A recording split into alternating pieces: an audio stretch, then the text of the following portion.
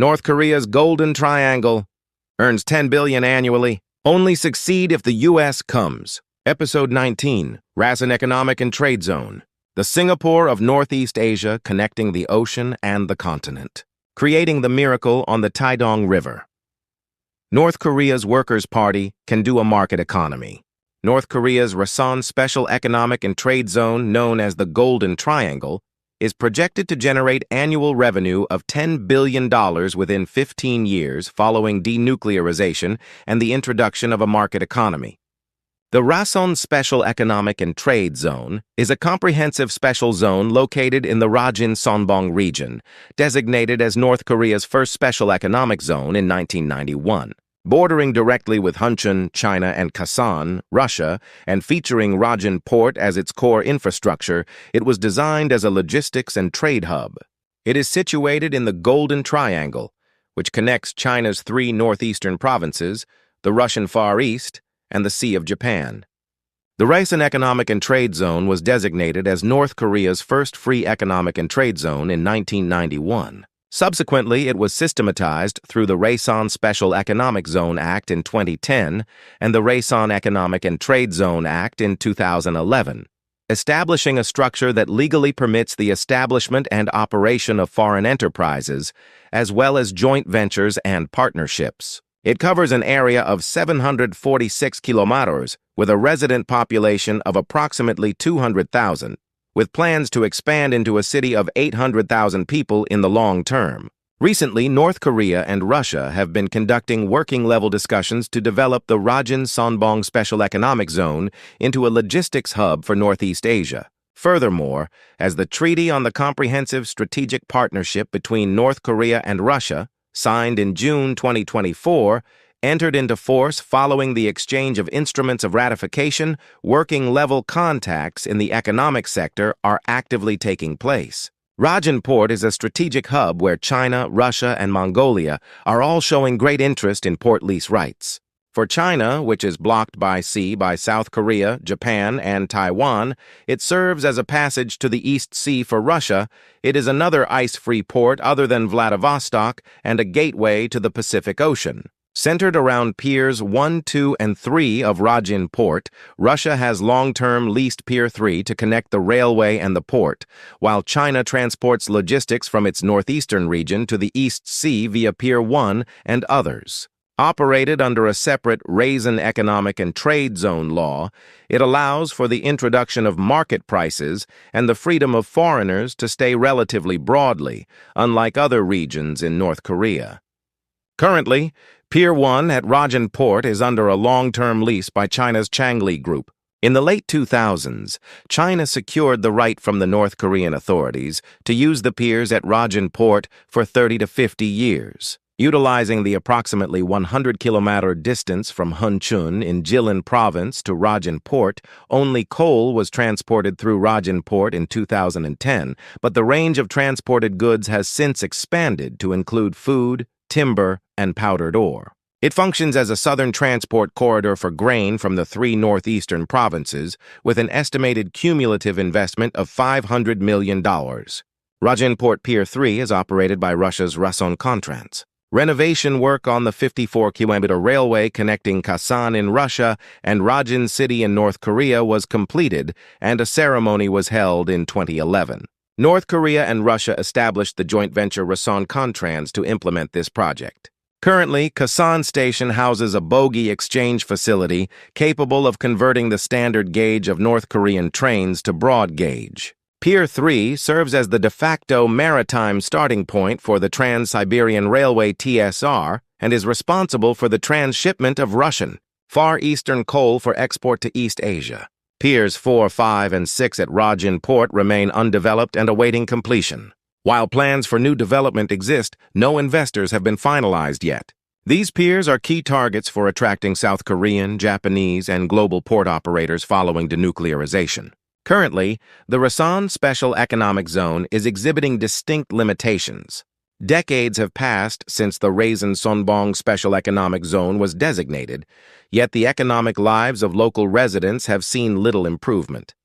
Furthermore, There is an internal assessment that maintaining the regime and highlighting external political achievements are greater objectives than economic development. Since the strengthening of UN sanctions in 2017, new investment has effectively been frozen. Let us examine the current status of the transportation infrastructure network in the Rason Special Economic Zone. The Rajin-Sonbong project is a pilot project designed to connect the Trans-Siberian Railway TSR with the Trans-Korean Railway TKR. Expected benefits include a massive increase in logistics cost revenue for both Russia and North Korea, the formation of a new economic zone, diversification of export destinations, and the promotion of reform and opening in North Korea. The currently established network is as follows. To the east, it connects Moscow TSR Kasan Station, Russia, 54 kilometers railway Pier 3 of Rajin Port. To the west, it connects Hunchun, China, 100-kilometer land route to Kwanhaeku Pier 1 of Rajin Port. By sea, existing shipping routes exist from Rajin Port toward Japan, South Korea, and Southeast Asia. The North Korean side emphasizes that once the construction of the Tumen River Road Bridge connecting Kasan and Rajin is completed, Vladivostok will be accessible within 4 hours by car. They present a positive outlook, predicting increased economic benefits through reduced logistics costs and expanded logistics volume. Rason is North Korea's most actively operated special economic zone, but its development has been slow due to international sanctions and the aftermath of COVID-19. Although it is connected to Russia via the Rajin-Kasan Railway and the China-Rason road and power transmission lines have been partially improved, power, road, and telecommunications infrastructure remains poor. Industries include light industry OEM processing, logistics, trade, tourism, and some food and household goods processing. Production and export of labor-intensive light industries, such as wigs, artificial eyelashes, and hair products, are active, centered around Chinese merchants. Movement of logistics, coal, and military-related materials is observed with Russia. In the past, cumulative investment from China and Russia reached approximately $500 million, peaking in the 2010s. Recently, small-scale joint ventures in trade with China have been predominant. Attracting large-scale foreign capital is limited due to sanctions. Rason is designated as a comprehensive special economic zone that permits various industries including high-tech, processing, light industry, agriculture, tourism, and logistics. However, in reality, it is heavily concentrated on small-scale trade and processing centered on China and logistics centered on Russia. If UN sanctions are eased or lifted following denuclearization, and if North Korea fully implements China-style gradual market economy reforms, such as price liberalization, mixed ownership, expansion of private property rights, and the strengthening of special economic zone laws, Rason is highly likely to grow rapidly into North Korea's largest international logistics and processing hub. In the short term, 1 to 3 years, increased infrastructure investment from China and Russia will lead to the modernization of ports, railways, and power infrastructure. A light industry OEM cluster will be formed, and the service industry will grow in conjunction with the resumption of tourism. In the intermediate phase of 3 to 7 years, North Korea will be integrated into the China-Russia-South Korea triangular supply chain, and the Rason port will be developed into a Northeast Asian logistics hub linked to the Trans-Siberian Railway TSR. Chaebol-led mixed-ownership enterprises can attract light industry, resource processing, and logistics sectors. In the long term, the city will be expanded to a population of 800,000, and complexes for high-tech processing, electronic component assembly, and tourism and leisure will be developed. If South Korean capital and technology are introduced, it can be transformed into a light industry production base exceeding the level of the Kaesong industrial complex. Once denuclearization progresses and sanctions against North Korea are lifted, Rason will transform from being merely North Korea's Shenzhen into a Northeast Asian complex logistics terminal. Investment in logistics and ports will lead to the opening of regular shipping routes connecting Korea, China, Japan, and Russia, as well as linkages with the Trans-Siberian Railway TSR through the modernization of Rajin Port and the expansion of container terminals. Investment in oil refining and energy will involve the restart and modernization of the Seungri chemical plant's oil refining operations to import Russian crude oil, refine it, and re-export it to Northeast Asia.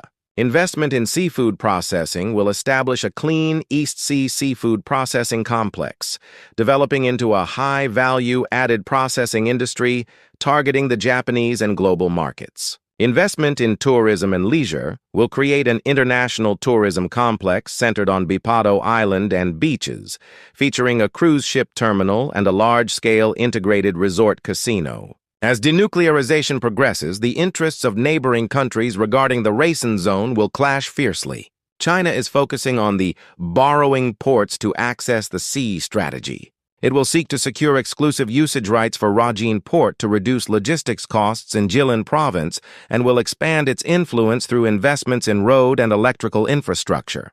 Russia is focusing on the connection point between the Trans-Siberian Railway TSR and the Trans-Korean Railway TKR. It aims to establish Rajin Port as an energy export base and maximize profits from its own railways. South Korea is pushing for the reactivation of the Rajin-Kasan project and the construction of manufacturing and logistics bases for South Korean companies. It will prioritize the restoration of the inter-Korean maritime logistics network connecting Busan Port and Rajin Port.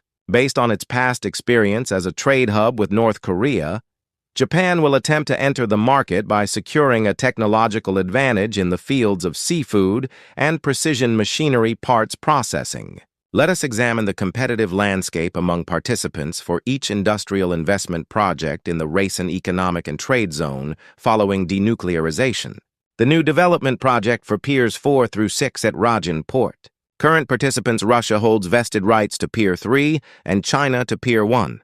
Piers 4 through 6 remain undeveloped. Entrance to the competition. After denuclearization, top global port operators, including South Korea's Hyundai Glovis and HMM, Singapore's PSA International, the UAE's DP World, and Japan's MOL and NYK, are expected to compete to secure a foothold in northern Northeast Asia. Key competitive landscape PSA and DP World have a strong intention to secure long-term lease agreements, while South Korea holds an advantageous position in priority negotiations due to its political symbolism. China will likely aim to secure additional Piers 4 and 5, leveraging its existing vested rights to Pier 1. Russia is highly likely to block South Korea's participation in the Trans-Korean Railway TKR as it seeks to maintain its monopoly on the Trans-Siberian Railway TSR connection.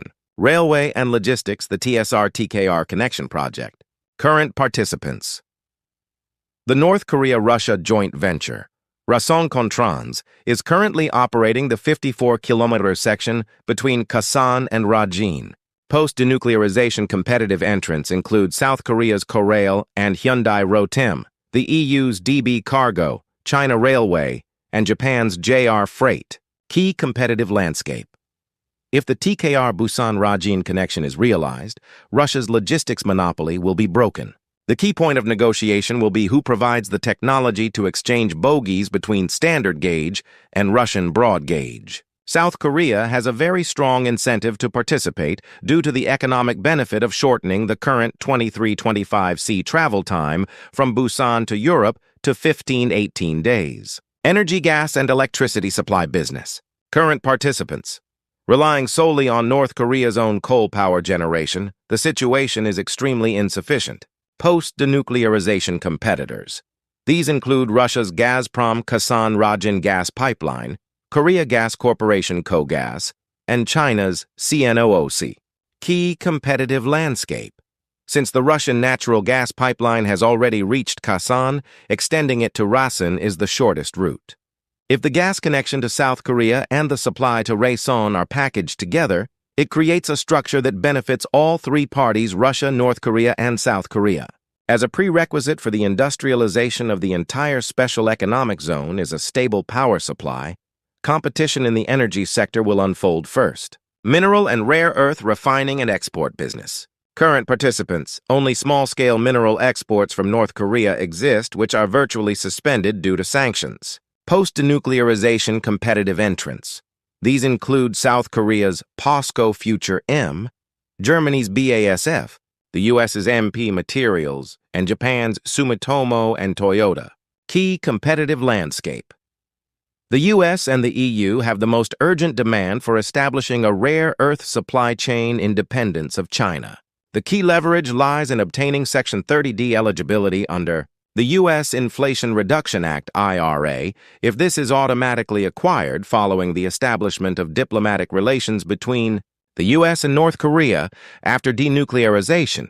This is the sector where investment decisions by Western battery material companies are expected to be made most rapidly.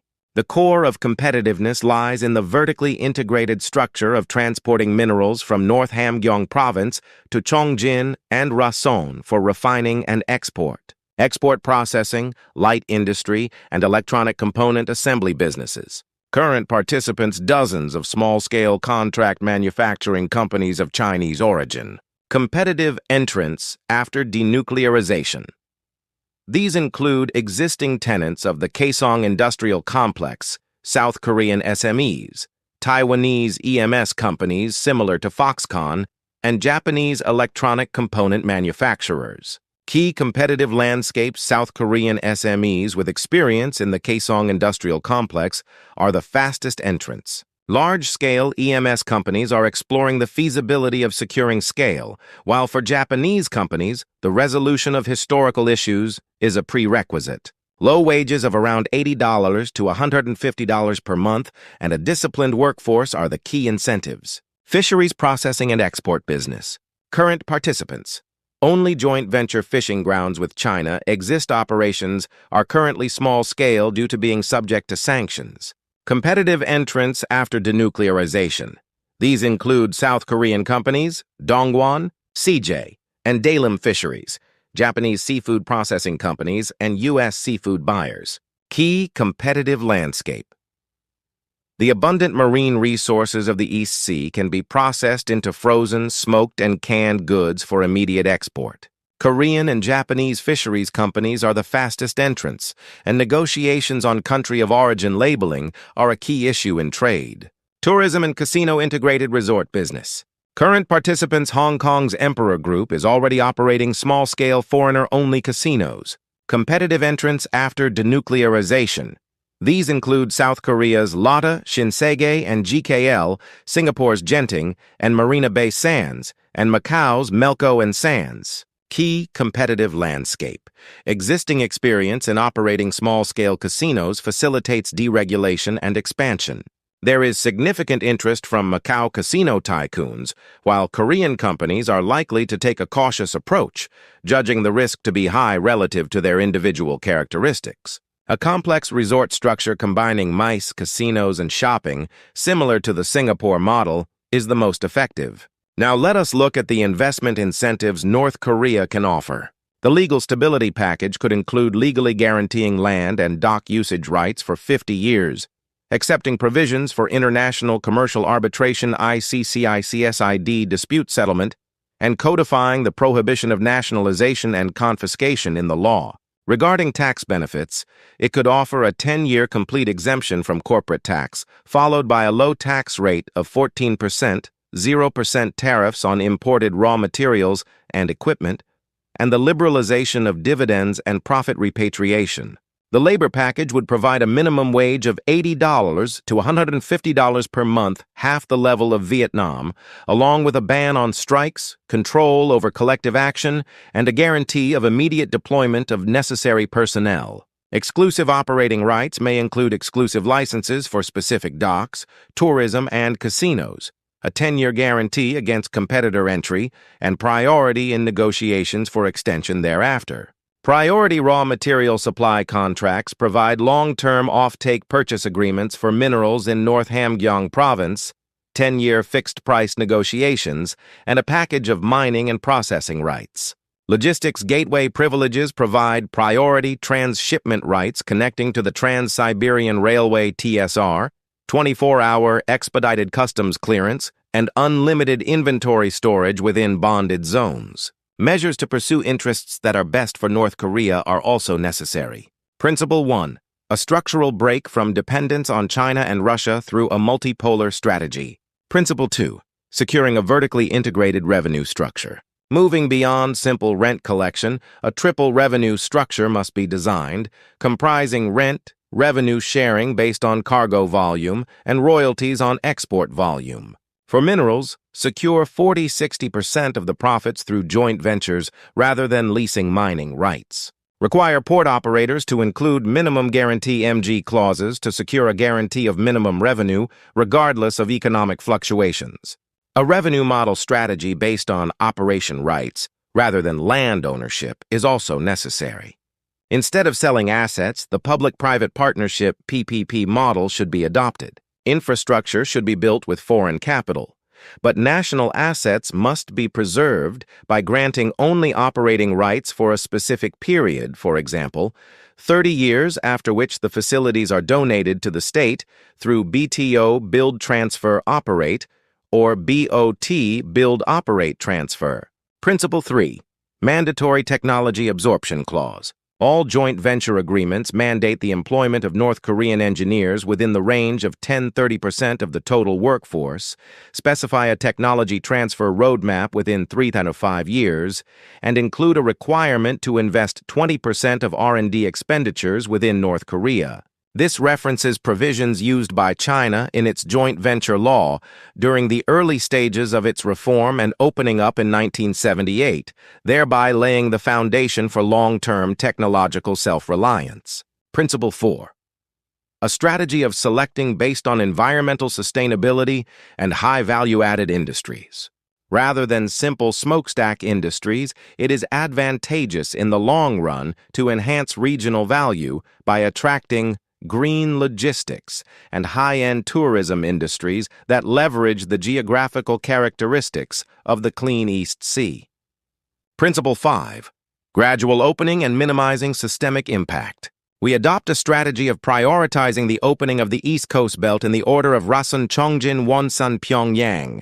By opening the northern East Coast first, rather than the West Coast, which is closer to Pyongyang, we conduct an experiment in opening while ensuring regime stability.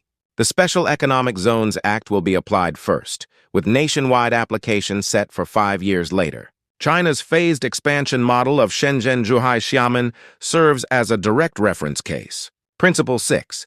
Establishment of a sovereign wealth fund and systematic reinvestment of profits. We will establish a sovereign wealth fund that reinvests 30% of the profits from the Rason development into power, railway, and educational infrastructure. While modeled after the Norwegian Oil Fund and Singapore's GIC, we will ensure transparency by accepting the participation of international auditing institutions. This transparency itself serves as the foundation of trust for attracting additional foreign capital. Principle 7. The phased linkage of denuclearization negotiations with economic compensation. We maximize negotiating power by directly linking investment attraction to Rason to the compensation packages for each stage of denuclearization. The structure is designed in stages. Stage 1 involves the partial lifting of sanctions on Rason upon nuclear freeze. Stage 2 involves energy support and the normalization of Rason upon declaration of nuclear facilities, and Stage 3 involves full WTO accession and the unlimited opening of Rason upon completion of CVID. Utilizing the speed and scope of economic opening as an exchange card for the speed of denuclearization is the method that maximizes North Korea's negotiating leverage. This is the outlook for potential revenue in the Rason Special Economic Zone after denuclearization. Under a conservative scenario based on the Chinese model of an initial 5-year period, annual foreign exchange earnings of approximately $1 billion are possible, comprising 5 million TEU of port cargo volume, $500 million in mineral exports, $300. Under the baseline scenario, 7 to 10 years following the establishment of diplomatic relations between the U.S. and North Korea, the economy reaches approximately $4 billion annually, comprising 15 million TEU, $2 billion in minerals, $1 billion in manufacturing, and $500 million in services. Under an optimistic scenario, 15 years after the full connection of the Trans-Korean Railway TKR and Trans-Siberian Railway TSR, the economy grows to a scale capable of generating approximately $10 billion in annual foreign currency revenue, comprising 30 million TEU, $5 billion in minerals, $3 billion in manufacturing, and $1.5 billion in services. This figure amounts to 2 to 3 times North Korea's current estimated total GDP of 43 trillion won, representing the potential to structurally transform the entire North Korean economy through the opening of Rason alone. After denuclearization, Rason possesses sufficient potential to transcend a mere special economic zone and become the Singapore of Northeast Asia, connecting the Korean Peninsula with the Eurasian continent. Next time, we will talk about the Wonsan Kumgangsan International Tourist Zone. Thank you.